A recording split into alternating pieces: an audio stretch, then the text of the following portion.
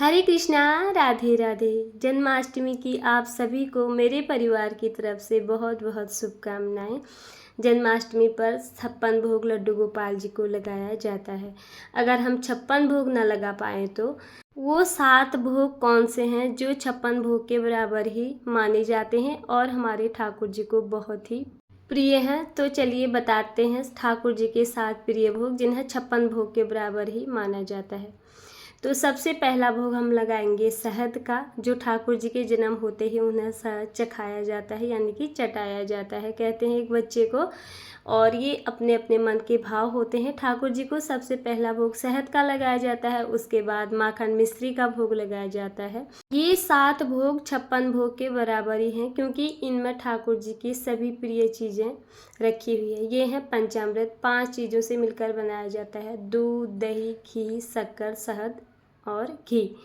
तो ये पंचामृत है। और जितना भी हम ठाकुर जी को भोग लगाएंगे उसमें तुलसी पत्र समर्पित करते जाएंगे। तुलसी पत्र जरूर डालें। और उसके बाद भोग लगाएंगे हम ठाकुर जी को मेवा पाक का। पंचमेवा का एक पाक बना जाता है जन्माष्टमी पर। इसका भोग बहुत अनिवार्य लगाया जाता है लड्डू गोपाल जी को। और ये 5 प्रकार के मेवे लिए जाते हैं, उसी का पाक बनाकर इसका भोग लगाया जाता है। ये है धनिये की पंजीरी, जिसे हम सब लोग बनाते हैं जन्माष्टमी पर। और ये लड्डू गोपाल जी को लगाया जाता है। जन्म के बाद ही धनिया की पंजीरी का भोग लगाया जाता है। उसके बाद लगाया जाता है लड्डू का भोग, मिठाई का भोग। कोई बच्चा होता है तो खुशी में सब लोग लड्डू बांटते हैं। तो ठाकुर जी का जन्मोत्सव है तो लड्डू और मिठाई का भोग तो लगाना ही लगाना है। ये घर पे लड्डू बना रखे हैं मैंने, आप मार्केट से लाकर भी लड्डू या मिठाई का भोग लगा सकते हैं। 7 प्रिय भोगों में लड्डू का भोग भी बहुत ज़रूरी होता है जन्माष्टमी पर। ये हमारा छठा भोग हो गया है। लड्डू गोपाल जी के प्रिय भोगों की संख्या मैं आपको करवा रही हूँ। उसके बाद ये है 7वां भोग। खीरे का भोग जरूरी लगाया जाता है जन्माष्टमी पर। खीरे से ही भगवान का जन्म भी किया जाता है और उनको भोग भी लगाया जाता है, और वो भी प्रसाद के रूप में फिर बाद में हम सब इसको वितरित कर देते हैं। तो ये थी जन्माष्टमी के 7 भोग जो 56 भोग के बराबर माना जाता है।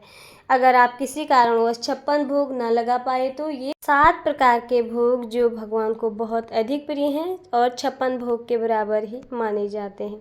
ये 7 भोग बहुत ज़रूरी होते हैं। इसके अलावा आप कोई भी ऋतु फलों का भोग लगा सकते हैं, और जो भी मिठाई आपने घर पे शुद्ध और सात्विक तरीके से मिठाई भोजन जो भी बना रखा है आप कुछ भी लगा सकते हैं।